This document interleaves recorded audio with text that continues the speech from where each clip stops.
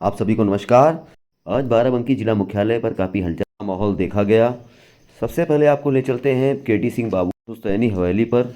यहाँ पर काफ़ी पुलिस बल तैनात रहा, जिसकी बड़ी वजह निकल कर के आई। हाईकोर्ट के आदेश के बाद यहाँ पर सीज किया गया। इस बिल्डिंग में रह रहे किराएदारों को उनसे खाली कराया गया। यहाँ एक स्कूल भी चल रहा था जो 7 मार्च तक खाली हो जाएगा। एफिडेविट देकर के स्कूल प्रबंधक की तरफ से 7 मार्च तक मोहलत मांगी गई। इस मामले में यहाँ के वादी रहे पक्षकार, उनसे भी बात करेंगे, उनका पक्ष जानेंगे। आगे आपको कांग्रेस के जिला अध्यक्ष मोहसिन के द्वारा की गई प्रेस वार्ता के अंश दिखाएंगे।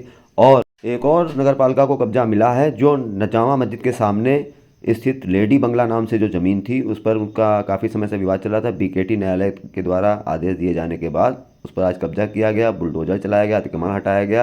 आप देख रहे हैं केटी सिंह बाबू की पुश्तैनी बिल्डिंग। यहाँ कोर्ट के आदेश के बाद एसडीएम और पुलिस बल की भारी तैनाती हुई, जिसके बाद सीलिंग की कार्रवाई हुई। इस बिल्डिंग को सीज करके उसके बाद क्या कार्रवाई की, इस बारे में मुकदमावादी पक्षकार से राघवेंद्र सिंह जी, वो केटी सिंह बाबू के परिवार के सदस्य हैं, उनसे चर्चा करके बयान जानेंगे उनका क्या कहना है।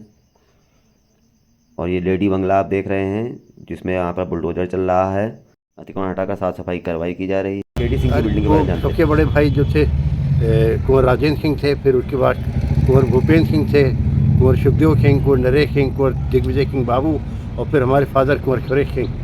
ये 6 भाई थे जिनकी ये प्रॉपर्टी थी। इसके ऊपर उस लेडी ने कब्जा कर रखा था और नाजायज।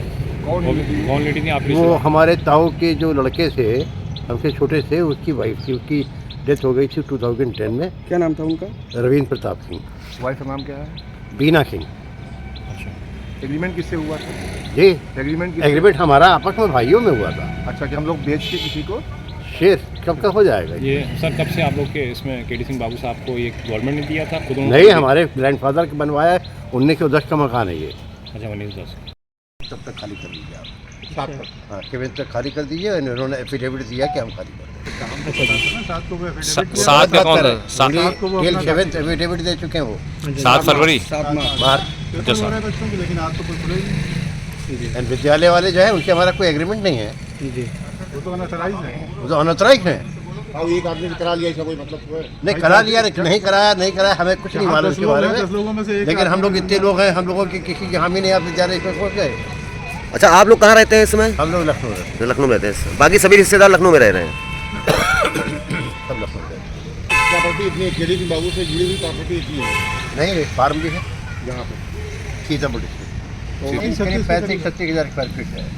36,000 स्क्वायर फीट। कल छत्तीसगढ़, परसों छत्तीसगढ़ में हमारे नेता जननायक आदरणीय राहुल गांधी जी और हमारे राष्ट्रीय अध्यक्ष माननीय मल्लिकार्जुन खड़गे जी ने साफ तौर के ऊपर यह ऐलान किया है कि हमारी सरकार जैसे ही केंद्र में बनती है, हम एमएसपी को लागू कर देंगे।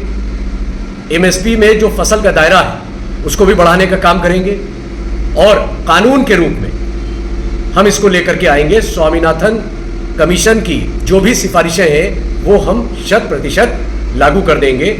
मुझे लगता है कि आज इससे बड़ा न्याय किसान भाइयों के लिए और कोई नहीं हो सकता है। इसी कड़ी में उन्होंने तीसरे न्याय की बात की है और वो न्याय है नारी के साथ न्याय। आपने देखा होगा कि पिछले कुछ समय से ये डबल इंजन सरकार जो उत्तर प्रदेश में चल रही है, यहाँ पर हमारी महिलाओं के साथ, बहनों के साथ, माताओं के साथ वो इंसाफ नहीं हो पा रहा है जिसकी ये हकदार है। तमाम मुद्दे हैं, आप उठा करके देख लीजिए कि जहाँ पर ये नाइंसाफी का शिकार हो रही है। चौथा मुद्दा इस भारत जोड़ो न्याय यात्रा का ये श्रमिकों के साथ न्याय। मनरेगा जैसी योजना कांग्रेस पार्टी लेकर के आई थी और उस योजना को अगर एक हिसाब से देखा जाए तो लगातार उसका बजट कम किया गया है। जो उसमें मजदूरी के दिन थे उनको भी कम किया गया है। आज अगर महंगाई का दौर देखा जाए तो उसमें जो वेजेस होने चाहिए थे, प्रतिदिन जो दिहाड़ी मिलनी चाहिए थी, वो दिहाड़ी भी बहुत कम है।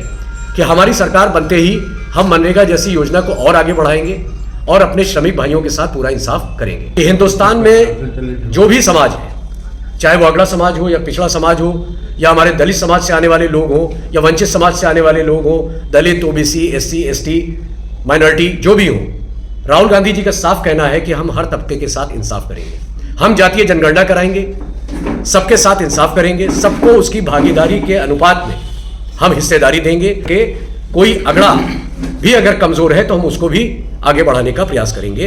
ये तो थे 5 न्याय जो जिन स्तंभों के ऊपर हमारी भारत जोड़ो न्याय यात्रा चल रही है। से बहुत व्यापक तैयारियां हैं। पहले तो हम लोग ये चाह रहे थे कि जनपद बाराबंकी में भी हमारे नेता आदरणीय राहुल गांधी जी आवे, हम लोगों ने प्रयास किया, लेकिन चूंकि हाई सिक्योरिटी और तमाम मसले होते हैं और लंबा सफ़र भी है, और बाराबंकी जनपद ऐसे भी कांग्रेस के लिए हमेशा से जरखेज़ ज़मीन रही है, तो राहुल गांधी जी ने कहा कि आप लोग यहाँ काफ़ी हो और हम अमेठी और रायबरेली के रास्ते होते हुए लखनऊ जाएंगे और उसके बाद हम कानपुर से आगे यात्रा का सफ़र मध्य प्रदेश की तरफ ले जाएंगे।